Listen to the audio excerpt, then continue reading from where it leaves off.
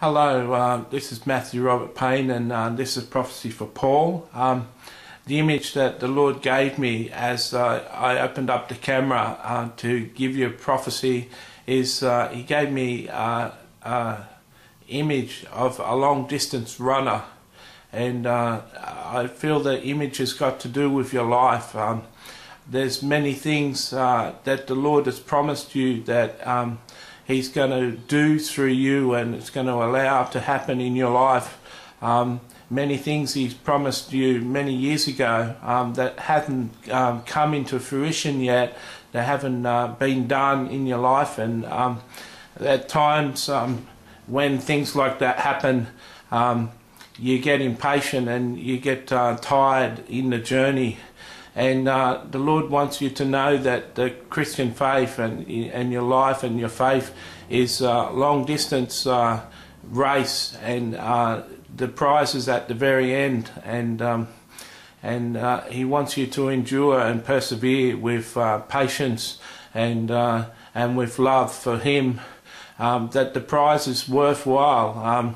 The things He's promised you, the ability in the future to preach and to minister to God's people through the laying on of hands and the preaching of the gospel, those promises He's given you that you're going to set the captives free, they're all true and they're all going to happen. The Lord is just ministering in your life and giving you experience in the Word, and giving you experience with life, and giving you experience in ministering with people to build you up and to prepare you and get you ready. Sometimes we look at people like Benny Hinn that have been around for years, and we look at people who are young, who are in their early 20s, and they're ministering to Christians, and they seem very young. Or Benny Hinn seems like he's been around for years and he's not too old, and we look at them, and you and myself, and we say, why can't we minister like them? Why can't we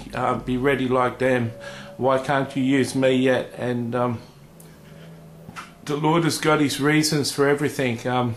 The parable that comes to mind is the parable of the vineyard, and the parable of the labourers in the vineyard, and how the Lord came out, the men in the parable came out the first hour and the third hour and the sixth hour and the ninth hour. Then He came out the 11th hour and said to the people, what are you doing standing around here? And they said, we haven't had anyone to hire us. And He said, get in the van and I'll pay you what you're due. I'll pay you something what you're worth. And then He gave those last hour workers a whole denarius, a whole day's pay.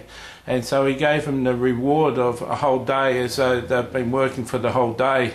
And the Lord wants you to know that you're one of those last day's workers. You're one of those 11th hour workers.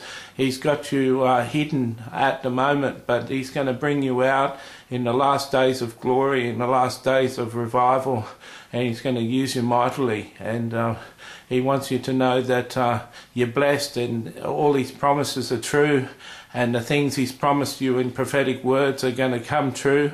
And He just wants you to hold on and stand firm on the Word, and to persevere with the Word of God, and grow yourself and draw closer to Him, and use this time productively. Perhaps you can get a camera and do sermons on YouTube like I do.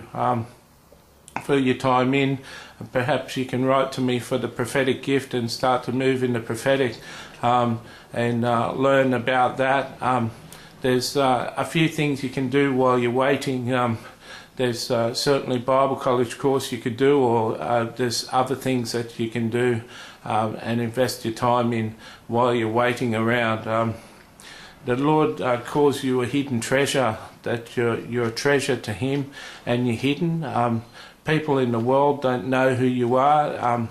You don't get a tremendous amount of recognition from the Christians that you know, and the leaders that you know don't seem to recognise you, and this is because you're hidden by the hand of the Lord, and the Lord will reveal you at the right time and open the doors, and things will go exactly as He's prophesied to you in the past.